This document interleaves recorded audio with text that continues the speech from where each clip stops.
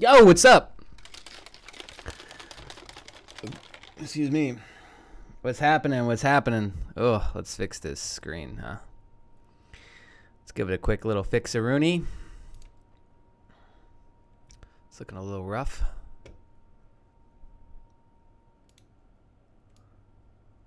Boom.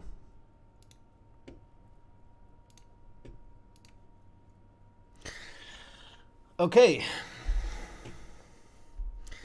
Man, when is the last time that I did a live stream? It's been months. It has been months. I've missed you guys. I've absolutely missed you. Today on the live stream, I wanted to hang out. I wanted to talk about the crypto market.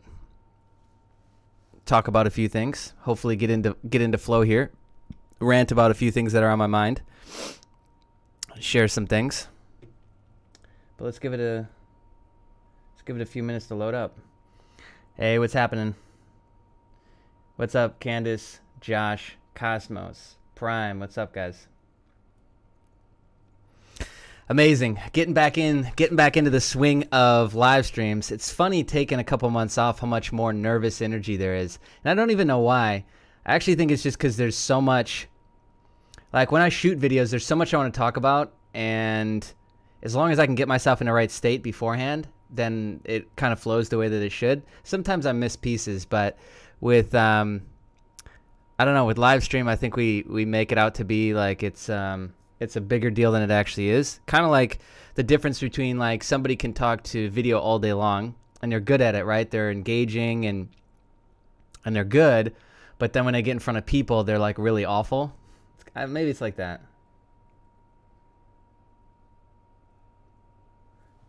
Nice. Thanks. Yeah. Feeling good. Feeling good overall.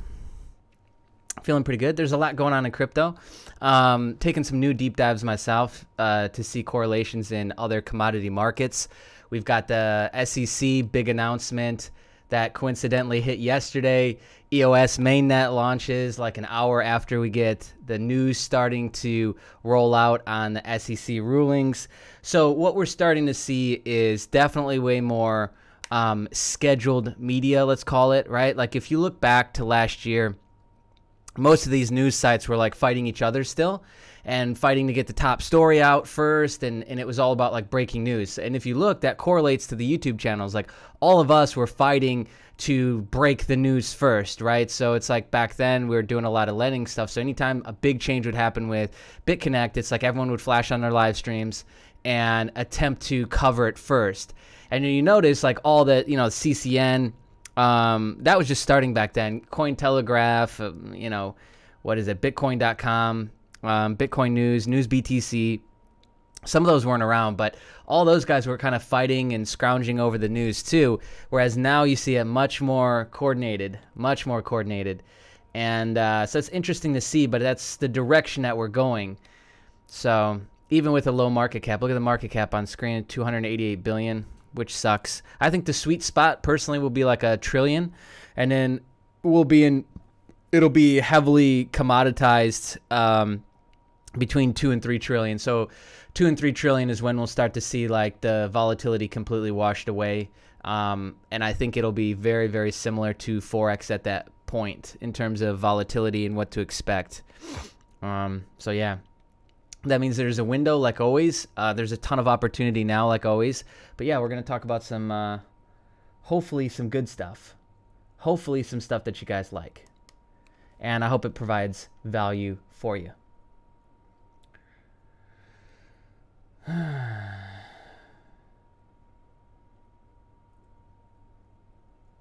Keyframes not being sent enough. All right, I had to re-download OBS. Hold on. Before we get started, I want to make sure that the buffering settings are correct because I think there's a delay. Yeah, there's a delay. Hold on. Let me try and set this really quick. Make sure I can remember it.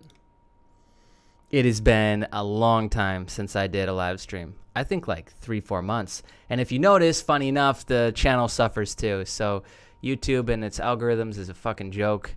So if you stop live streaming, if you stop being polarizing, if you stop being providing sedative content for the masses, then they just penalize your channel, and you notice every single video except for very few that pop up above the algorithm gets 270 to 550 views. Big surprise. That kind of pisses me off, but for a while I was a little too busy with other things to, I wouldn't say care about fixing it, but to make it a major priority. Hold on, let me check my buffering. Okay.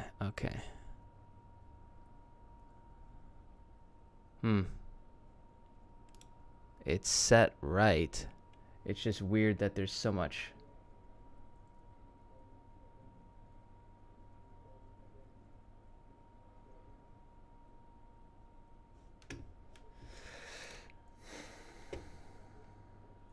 Let me see this. Let me read this here. I don't really know what that means.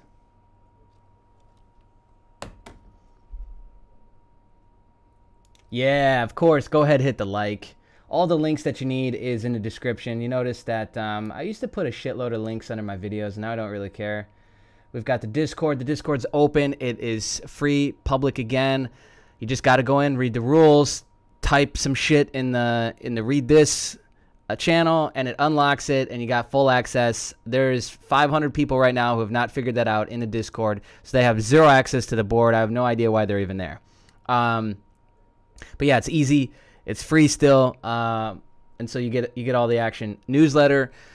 You know, obviously social media stuff is always changing. If you want to ensure that you're staying up to date with us as we continue to test out new platforms or testing out BitChute and DTube, then you'll want to subscribe to the newsletter, which is underneath the video, so that you don't miss out and you don't lose us, because I can tell you right now we're not going to stay on YouTube, because I'm just kind of fed up with, and I'm not the only one.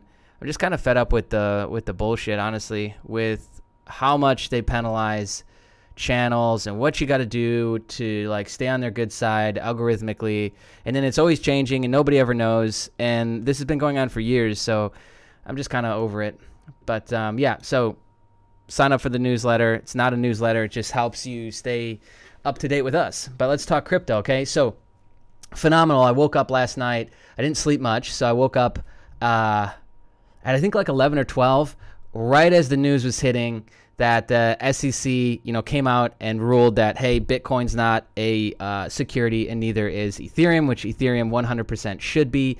Parts of Ethereum, they said, were like the foundation, but it's still a little bit confusing. So we're going to go over a long thread of tweets from this guy, Marco, that puts more of it into perspective, and I'll link you guys to this stuff if you need it. But the immediate result from this news with their findings, with their ruling, whatever you want to call it, was green on everything in the top 50 but Tether and Maker. So let's see, I don't know if it's going to log me out. If so, we'll just move on. Okay, no. But now everything is green, right? Yeah. Okay, so now the entire top 50 is green. This is the Crypto Junkies members area, if you didn't know already. This is where I start my day. Is I come here, I take a look at the top 50, I jump into the news feed, and it's literally got all the top news aggregates coming right in here, and it's got all the major Twitter accounts that the Crypto Junkie channel follows. So again, the idea is to limit tabs. I don't want 15 things open, even though when I shoot these videos and live streams, you know, I got a shitload of tabs open. But yeah, this, I just think it makes life a lot easier. So all that going on, updated on the fly. You can do charts as well, and there's a shitload of training in here. So, all right, let's move into it. I want to hit the SEC stuff last. So, the thing I want to talk about is a topic that I've been exploring, I think, more than ever in the past, and I think we've all kind of felt since the beginning that there was manipulation going on in the cryptocurrency market, but we just didn't know where or how big it was, right? Because we see these oddities happening and these strange occurrences happening, meaning that when there's all kinds of great news and positive FOMO going on and volume and the market cap is up over 300 billion and the price is going down. And some of these on like a 15-minute, 30-minute candle is very against what we're used to seeing and very against like how a market actually moves. So there are some people that have different theories out there. You know, obviously we could dive into more of conspiracy theories, but let's just back up for a second and talk simple logic for a minute. Okay, this is a currency. Currency markets, the government of every country will always feel they need to heavily control. They need to heavily have grasp on, right? And so it would be in their best interest to suppress a market that has the potential to completely destroy fiat currency. Fiat currency is no longer backed by gold. It's no longer actually real. Okay, which is why they don't audit the Fed, which is why nobody's held accountable, right? Which I think people, that echoes through the ecosystem, and then you start to see people around you that refuse to take accountability. They want to be a victim, and we see that in crypto just as much as we see that everywhere else, right? And they'll create groups, and they'll create hangouts, and they'll all hang out together and just be victims, right? And so the government, it's in their best interest to suppress something that is wildly going out of control. Their control, right? And if you think back, what was the pivotal moment? The pivotal moment was December 17th when the CME futures actually launched, right? And if you remember back then, we were all so wound up, so fired up, thinking, what were we saying? If you remember back, the institutional money's coming, here it comes. And we've been begging for institutional money, which I'll cover that thread in just a second, but we're thinking, here comes the institutional money. Oh my gosh, it's going to be a slam dunk. This is going to be incredible what's about to happen with, okay, so the live stream health is bouncing between great and not great. So it's okay. But anyways, so we thought the futures market was going to catapult us to the next realm. If you think back to then, if you can go back and look at my videos too, myself and a lot of other top technical analysis, fundamental analysis people were saying $35,000 to $40,000. We barely touched 20, and immediately, as soon as the future market launched, opened up, started, we started a slow descent to a 70% correction, which we're sitting about there right now. So our whole concept and thought of what the futures market was going to do was completely wrong. And the futures market would allow somebody who doesn't have a lot of Bitcoin to quickly accumulate a lot of Bitcoin through something that is not Bitcoin. Futures market is just paper. You know what I mean? It's just a future bet on it going up or going down. That's it. So the futures market, we cannot deny, has had a hand in the price action that we've seen in Bitcoin. And now ETH is about to face the very same thing, because ETH, now that it's got the green light rather, with the SEC, there's already talk about an Ethereum futures market. This is very dangerous territory, because what we have is we have not only Bitcoin futures to look at, we have gold futures, silver futures to look at, and we can just see this echoing effect, and a lot of these charts line up. I'm pulling together a lot of this data now, and you guys can expect another more in-depth video. I just wanted to touch on it today and touch about the overall market, what I think is going to happen. But we can correlate and see that there is a large amount of suppression going on, a large amount of manipulation going on. Here's John McAfee on the screen. He's said this. This isn't the first time he said it, but I grabbed literally articles and tweets from the last 48 hours to show you just some of the noise that a lot of people are missing. And my whole intention here is not to go off on some big tangent about my theories. I'm a speculator at heart. This is what I should be talking about. But it's just simply to increase maybe your awareness towards some things you weren't really paying attention to. Okay, so here's John McAfee tweeting. Here's some further reinforcement to my point. Steve Bannon, who was he was a part of the White House, I believe, up until recently, and he said that cryptocurrency is a disruptive populism. And he goes on to make another comment right here: control of currency is control of everything. This is a basic point, but I want to again footprint and show you correlate over to real people in the real world saying this. And if we look back, all the way going back to maybe May or June of last year, we've seen this tiptoe. Look at the tiptoe. We've seen the illegal and legal tiptoe by many countries. We've seen the this is bullshit, this is garbage tiptoe by authority figures in the media. We still have people like Warren Buffett and Charlie Munger to this day dismissing it and discrediting it. What did Charlie Munger say the last interview? It was like monkey brains or baby brains. Like, what a weird correlation. But anyways, they think it's worthless. So we've seen these tiptoes, the legal, illegal tiptoe on a country-by-country basis, and we've seen it with media heads, talking authority figures ever since last year, and them flip-flopping the story. Many of them coming out saying one thing, behind the scenes doing another. Like if you think back to Jamie Dimon's very first comment, the day he made his very first comment, they were actually hosting a blockchain event. Chase Bank was hosting a blockchain event, a small one, for developers. So you see these coincidences, okay, happening throughout the short run up, this big bull market that we've seen, okay? So let's add a few pieces on top of it now. We still have resistance going on right now. Western Union saying, hey, there's still no demand for Bitcoin. Well, that's bullshit. And Western Union is one of the biggest money launderers in the world. Okay, how easy is it to do that? And somehow they've gotten away with it. They've never been under scrutiny. They've never gotten penalized. They've never had anyone come after them, any three-letter agencies in America or around the world for that matter. So, of course, it's still in their best interest to resist and deflect, okay? We have the top 100 back on the 10th, top 100 cryptocurrencies saw red amidst CFTC price manipulation probe. Remember this? This is about... what was it? Bitstamp, Coinbase, and some that I don't know.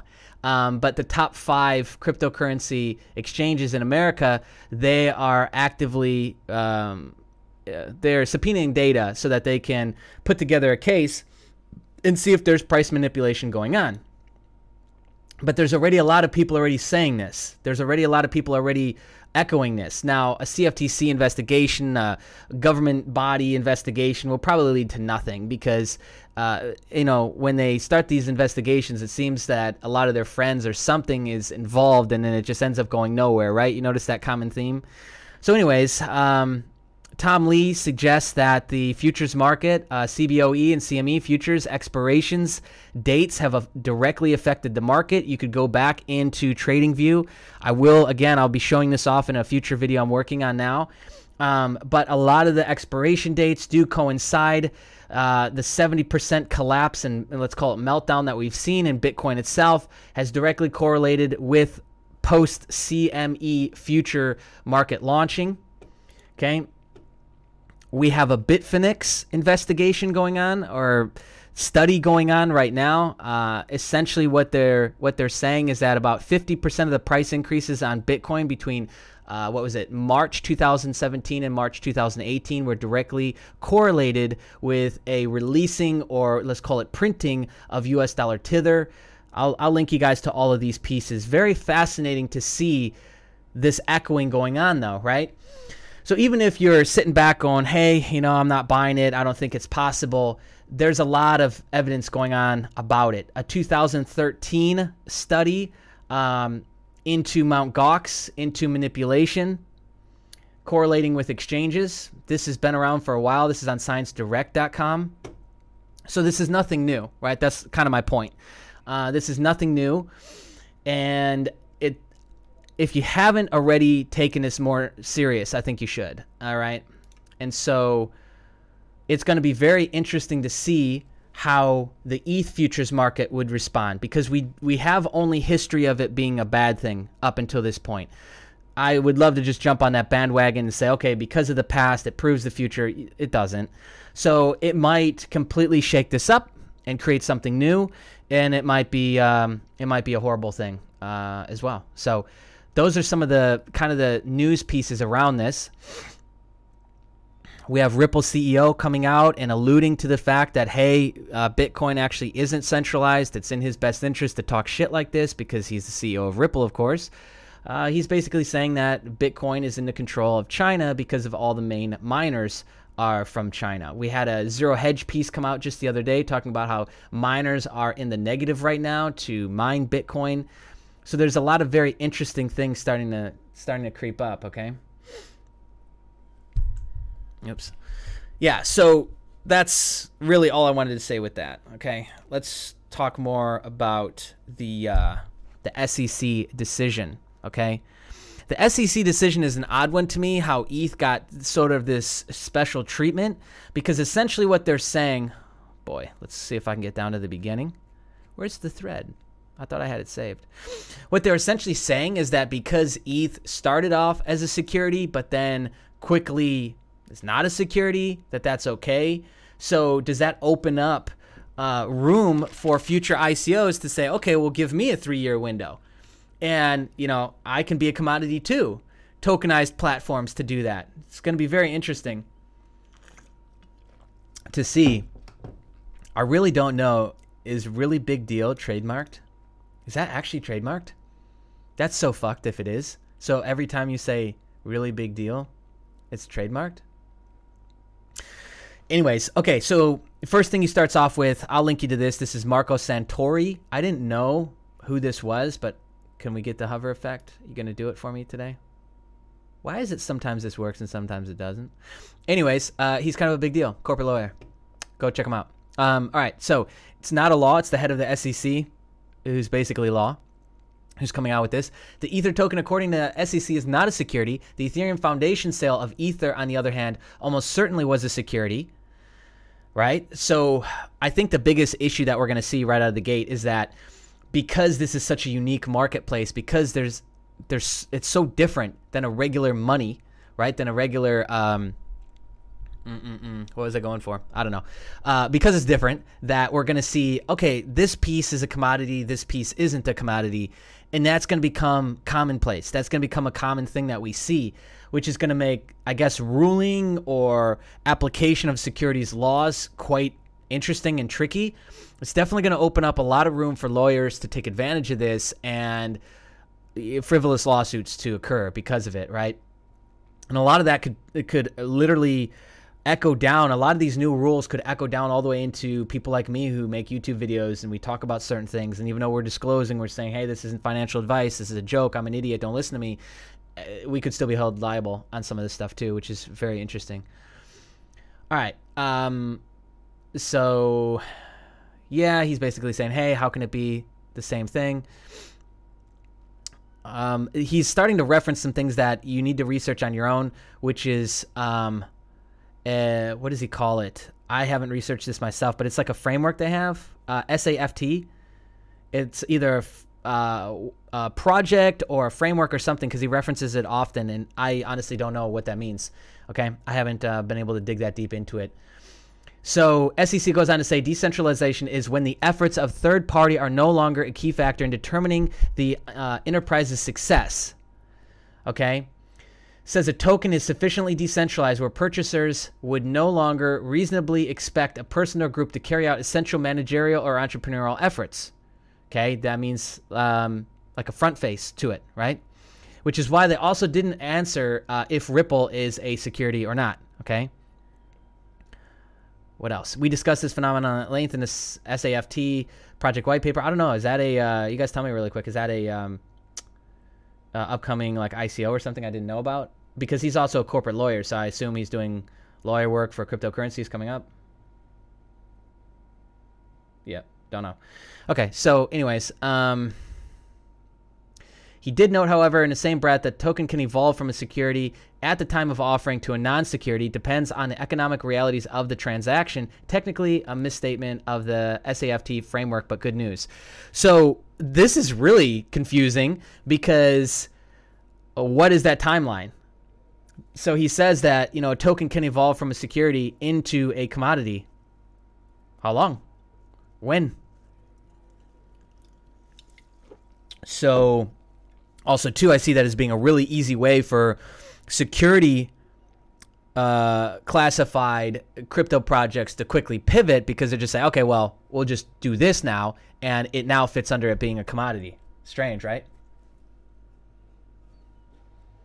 The SAFT project is a forum for discussion of a compliant framework for token sales. The goal, to develop an industry standard that protects the interest of network creators, investors, and users.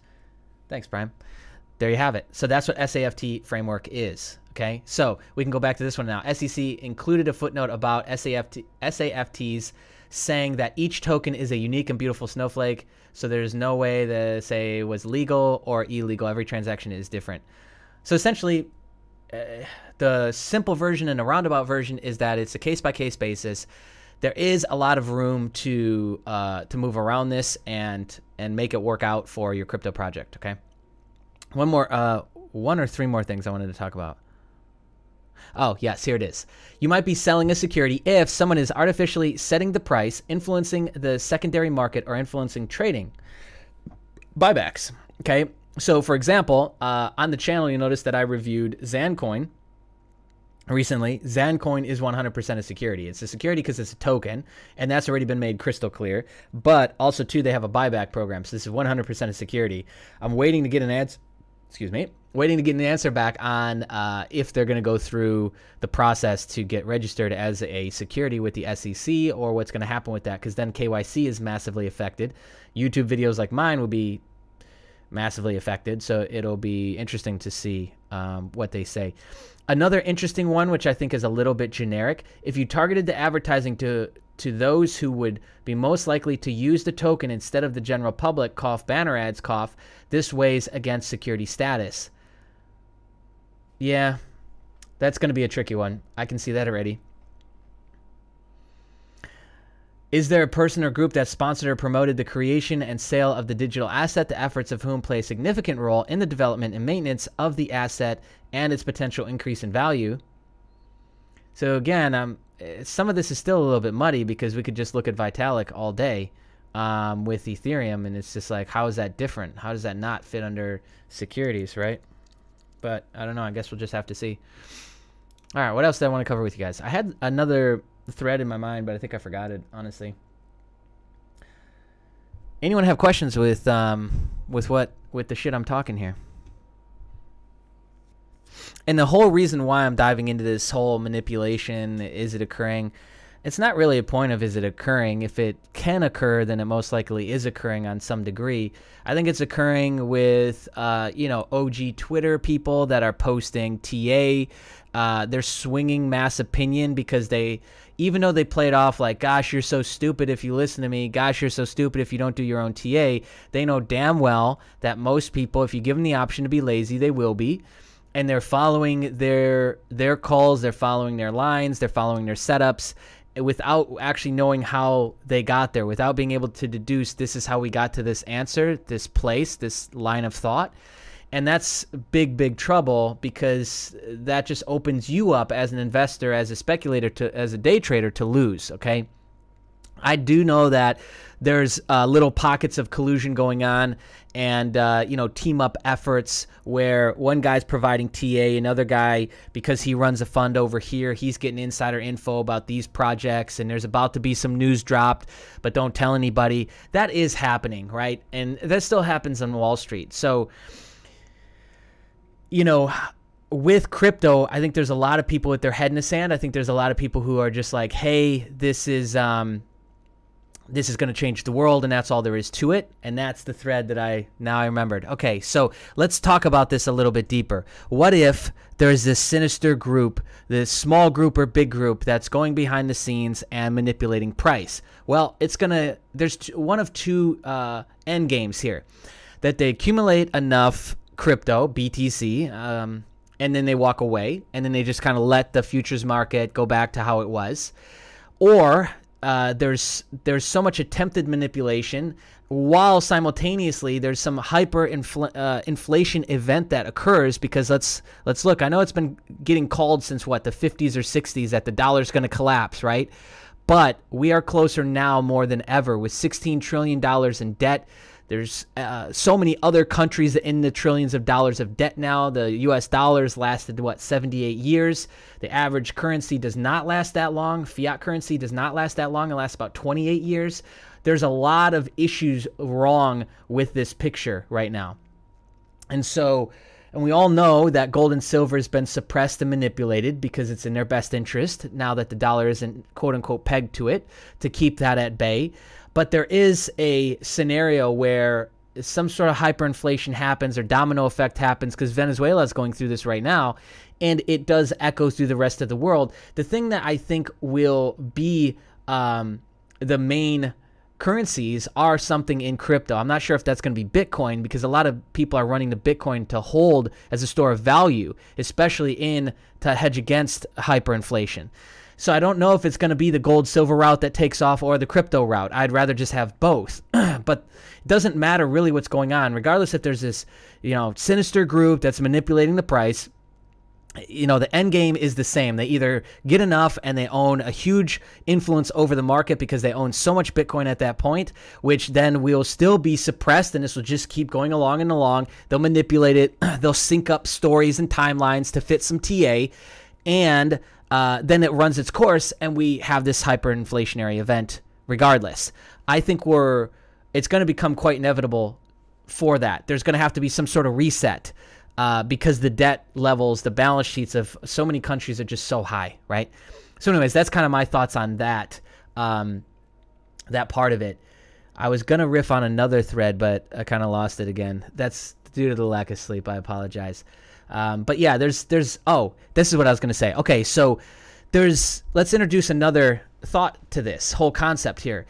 Why is it that we aren't seeing more price action when we see a country like Venezuela that has, I don't know what the population is. Hold on. Does somebody want to search that really quick? Actually, I don't want to pull up another tab. Search me, please, the population of Venezuela. I forgot to do this before the stream. Why is it that a populace like that, the fiat's collapsed, gone, dead, okay? The hyperinflation rate is, I think, the last time I checked, 8,000%. Why isn't Bitcoin being positively influenced by what we can only assume would be millions of people flooding to crypto? Why aren't we seeing that in the price action? So are we really dealing with a small group of people that are suppressing this down, and there's, for some reason, hundreds of thousands, tens of thousands of people signing up and dumping money into crypto right now doesn't affect it?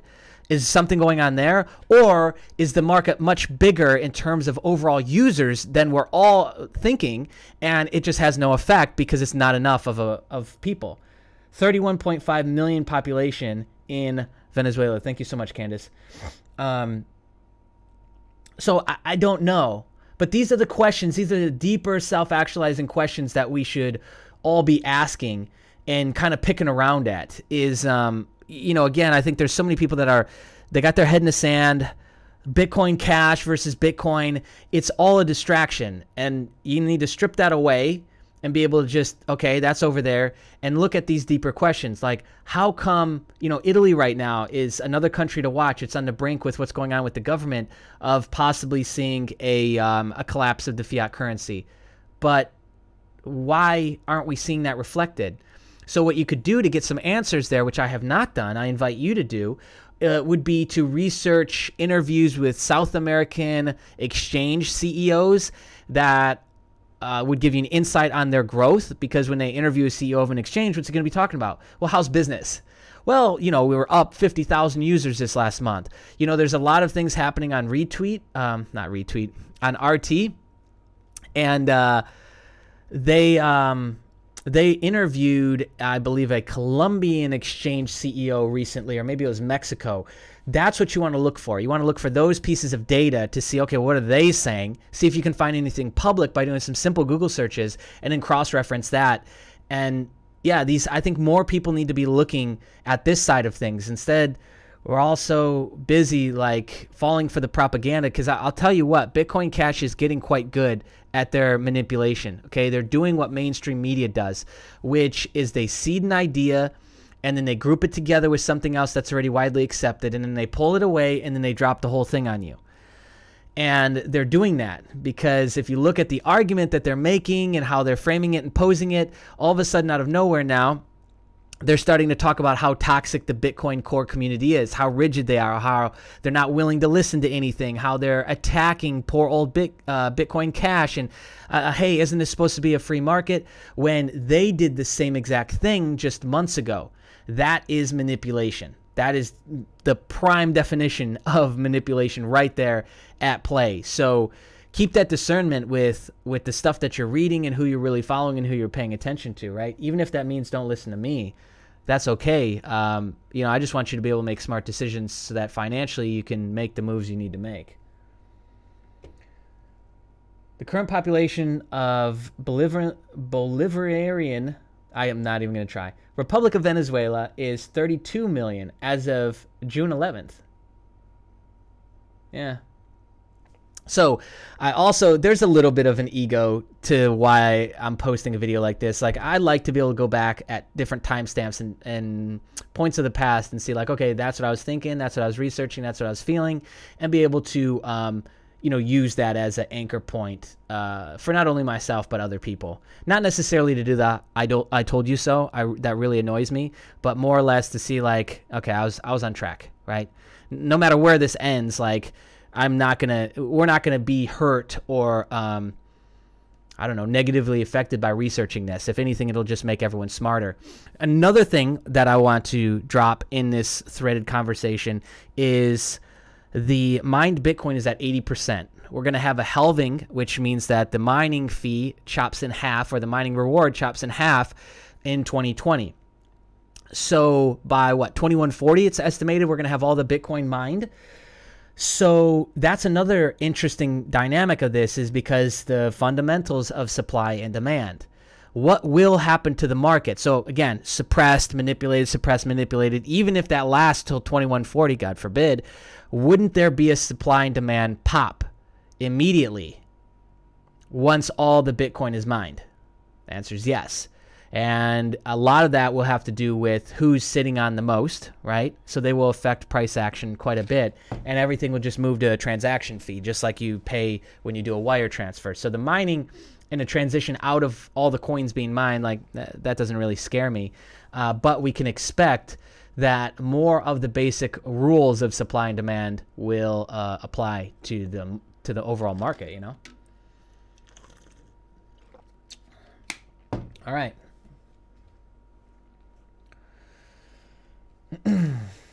Yeah, JG, it's funny, right? Because honestly, the collapse of the fiat dollar has been talked about heavily since the 70s, right?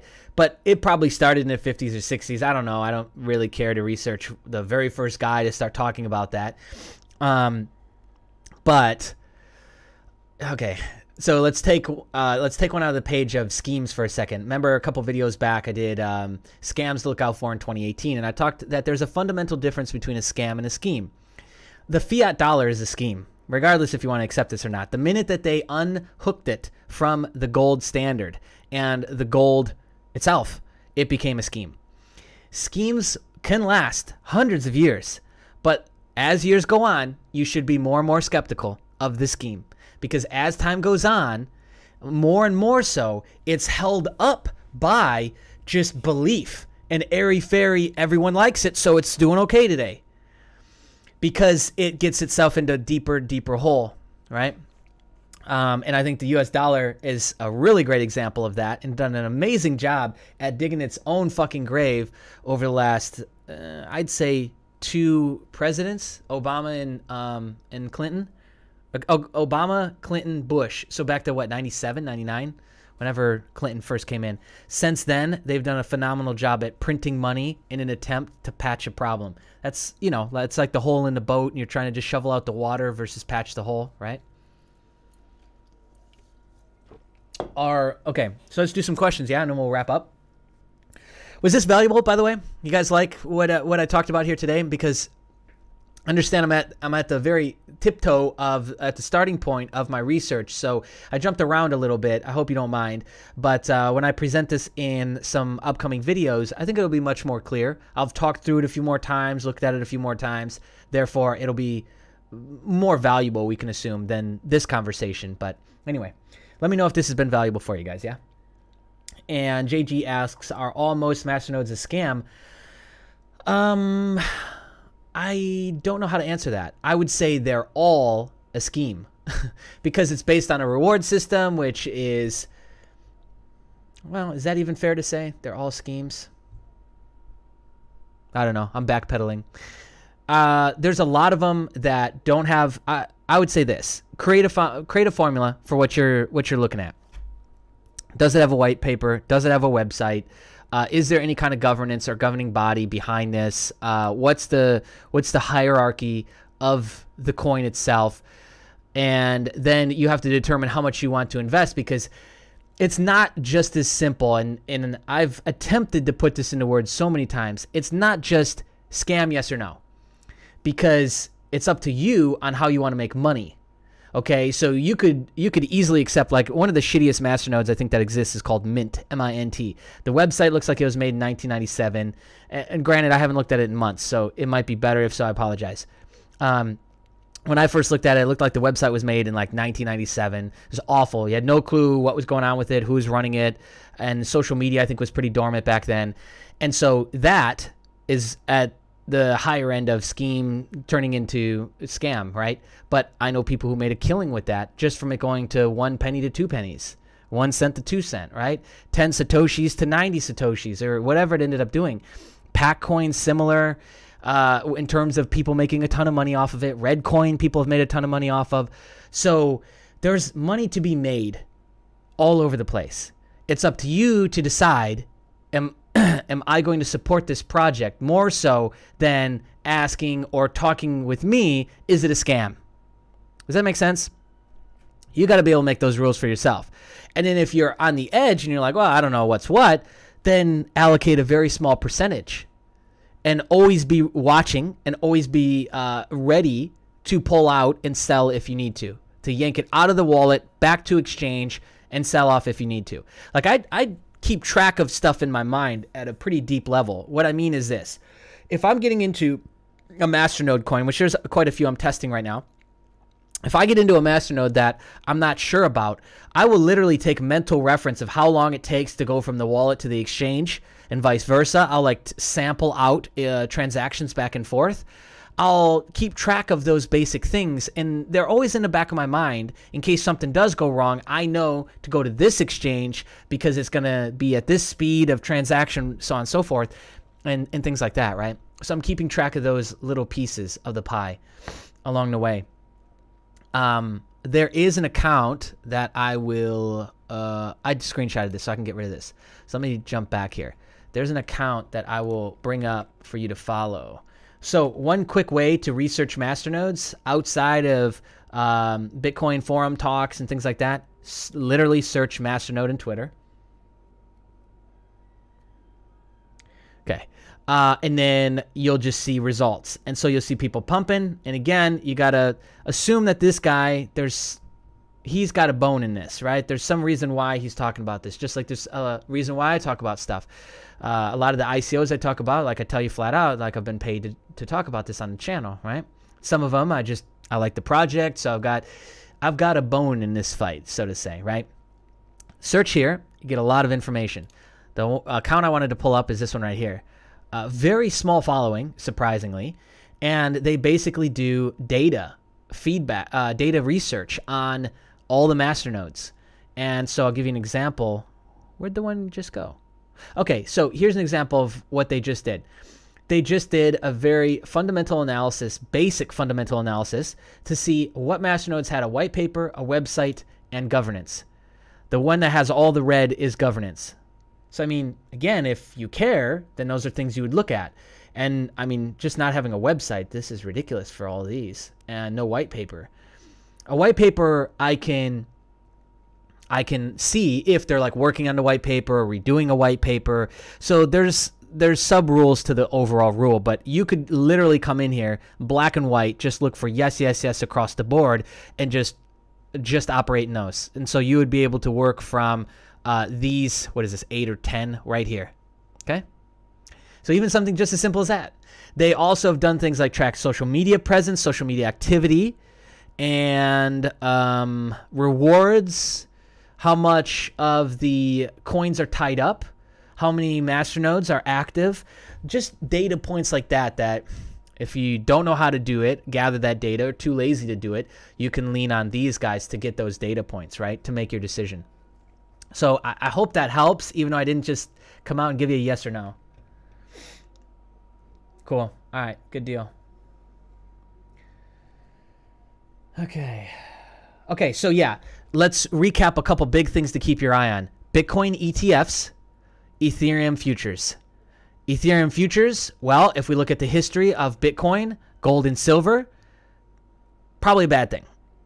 If somehow the equation is different this time around, or something happens differently in this space, which again, I'm open to any possibility, I'm open to any future, then we might see something different. So keep that in the back of your mind. And also to keep an eye out, because they're going to start pushing it very heavy now. You can absolutely count on that. And you can actually absolutely assume that there was some sort of backdoor meeting, lobbying, possible colluding going on to get Ethereum approved as a commodity, or classified as a commodity versus security. I don't care what anybody says, okay? I 100% believe that. That's true. The more you know, the better off your chances. And that's something that you know, a lot of people don't take into consideration risk versus reward. I was on a podcast yesterday with this guy David. I like him a lot. He's in the Discord community now. He'll be publishing that today, and I'll be linking you guys out to it if you're in the Discord. Also, too, the best place to keep up to date with us and follow along is in the Discord. It's open again. It's free. Join it. There's 5,100 people in our Discord. Very proud of that. 5,100 fucking people. My gosh. After the lending platform fallout, after the massive shakeouts we've seen in crypto, it's incredible. Okay. All right. So what was I saying? I think most people don't have a risk reward foundation or framework that they operate in. I think that a lot of people blindly follow others because they still think that this crypto market is way too hard. Trading is hard, investing is hard, and I think that's just a story that you tell yourself. You can learn something as quick or as slow as you want to. The more excited I am to learn something, the more excited I am to get knowledge, to get information, to learn, to improve myself, the faster it just naturally happens. You notice that? And the more I resist something, like let's say you hated math in school or you hated PE class in school, how much suffering and how rough was that to go through every single fucking day?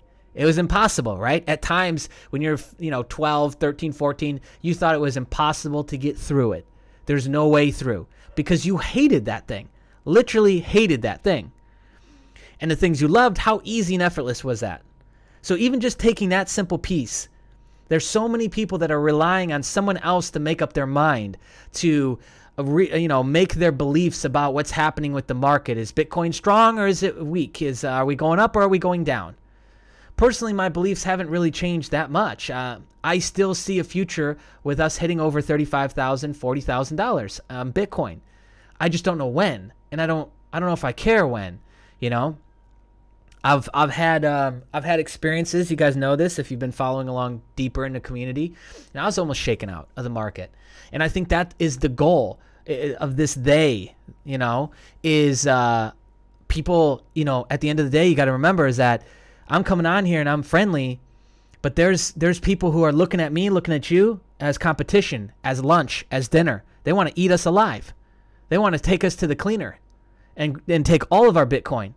And they're going to do whatever they can, knowing that they're in the Wild Wild West market right now, to get you out of your Bitcoin. And that comes in so many different forms, so many different fashions. And that's the goal. The goal is to shake you out and steal your shit through manipulation, deceit, steering you the wrong way. Accept that, but also get better. Get better and smarter so you don't fall for this shit. Right? What's my opinion on Ethereum Classic? And then we'll wrap up, yeah? What just happened with Ethereum Classic? I'm blanking, sorry. Somebody refresh me real quick, please. Oh, duh. Coinbase. Coinbase talked about how they're going to list it in the future. Coincidental media, Just like, oh. Let me give the big silver bullet here. What am I doing? The big silver bullet is when we're bouncing on this critical point on the daily chart for Bitcoin. All of a sudden, the coincidence is that the SEC comes out with its ruling, its whatever, how they're going to treat securities and commodities. And we see this bullish engulfing candle just fucking annihilate the last day's candle, essentially. Coincidence, right? Kind of a funny coincidence. An hour later, after every news outlet, because I stayed up so I could pinpoint timestamps, okay? I was like, no, not this time. I'm going to pay attention. And an hour after that, the EOS mainnet launched. So pay attention to these things, because I'm okay with it could be a coincidence, and I'm also okay if it's not a coincidence, right? And I'd rather just get my facts straight in my mind so I can see things coming.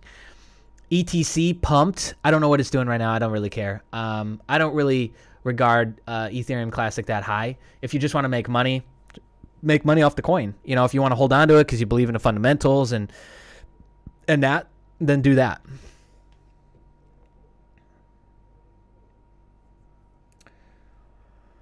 LTC, I don't know. Where am I at? Here's futures, by the way. Bitcoin futures, CME. So that's what that looks like. Come and check it out. Plot these against each other. You know, overlay them. Take a deeper look. I don't know. What are we still, sub 100? Wow, that's great. Yeah, what did we get down to? What was the lowest? $93. So what was it? There was a point when we were touching back into the 106 range, and there's so many TAs saying we'll never get this low again. Remember that? 106, there it is right there. So we dipped there back in February, which everything dipped there back in February, the 8th through the 10th, and we dipped there again end of February into March, or excuse me, end of March into April. Yeah, great accumulation point. If you're holding on to this longer term, like if you're hoping that this goes back up here, then yes, doesn't it make sense that this would be an accumulation point? But if you're looking to day trade this and buy it today and sell it tomorrow, that's a completely different strategy. So I'm saying great accumulation point if you're bagging up on this thing to hold on to for one of these potential futures, because LTC is so closely correlated with ETH and with Bitcoin, then yeah. My charts look crazy, by the way. I know that already. I've been plotting a shitload of lines lately, kind of getting back into it. So here's some fun stuff to look at. Line chart on the daily BTC going back to the beginning of the year. And we just, what do we got going on? Looks a little bit to me like a wedge, doesn't it? We got a 65, 66, then a 49.50, then a 37, 38. We just bounced off that. We created this bottom line now of support, essentially. And yeah, it's working its way. To give you an idea, this is the end of the year. This is December 31st, 2018. We got plenty of time to make moves. I like having this here, honestly. And I like looking at the end of the year because it's so easy to get like lost in the sauce back here that you're like, oh shit, okay. So this is what we're looking at. And then you do it and you got a chart like this, big old monster like this. You do it again, you're like, okay, we got some time. We got plenty of time. And you can start to plot out longer lines and what they're doing. You know what I'm saying? Anyway. Yeah, it is. Crypto is coincidence central. And it's only because it's so under-regulated and the volatility is so high. So right now, there's still a ton of people praying, oh, institutional money, please come, please come. You don't fucking want that. Because the minute that comes in and the minute that it goes 2 trillion, 3 trillion, 20 trillion, it'll be soybeans. You know, you'll be making a fucking $1 a day. So take the time now. There's still an opportunity window. Take the time, learn, get better, make your money, get out. You know? Okay. Smash the likes, Candace. Thank you so much. Yeah, you see, we're starting to pump out I'm going to start pumping out live streams. I'm releasing a live stream schedule for the next week, by the way, in Discord in the next like 30 minutes after I get off this. And we're going to start doing more live streams. I have some AMAs coming up. I have some special guests. We're going to do some HashBot sessions because we have a big contest coming up in July for HashBot, and I want our community to win this. So we are going to go to work, my friends, and get you reacquainted with the HashBot, why you should give a fuck, how much money you can make with it, and just how easy it is to use if you want to apply yourself. Okay? So, all that's coming up. Look for the live stream schedule to be released in the next 30 minutes. We are going back to back to back, essentially. So there's going to be a live stream on Monday. There's going to be a live stream on Wednesday and Friday. And then from there, I don't have locked in yet, but I'm working on locking in more and more people, okay? And so that's what we're looking at. Yeah, it's been so long since we've done streams. I really appreciate everybody. I thought we'd have like 5 people on the stream, you know. But it's been great. I think 30 or 40. And that helps us, you know, again, it helps us with the YouTube hustle. So if you could, I'd love it if you just took a second, liked it, placed a comment afterwards, maybe rewatch it. If some of this stuff you want to rewatch, just to kind of help us tip the algos and get this, message spread around, right? That's it. Sweet. Alex is in the Discord. You want to know how you can get some merch. I think we're finally getting to that point. I think we're finally ready. It's behind me, even though I got the green screen pulled down. There's a shitload of it behind me. You guys see it in the videos. I would really love if those shelves were all empty, honestly, and we've sold it all because you know, there's obviously an expense for us to make that, and I'd love to just see people all over the world representing with the comfortable clothing that we've created. But understand that there's so many other pieces going on right now that I know the focus that it needs. I know the attention of mine that it needs. I can't give it to it right now. So I apologize for that, guys. And it's been a while. I know it has. Okay. It's been like what? Fucking 8-9 months, which to some people and their standards is just unacceptable. And so I apologize, but we'll get there. Okay. We'll get there. And we've got some fun, exciting things we're working on.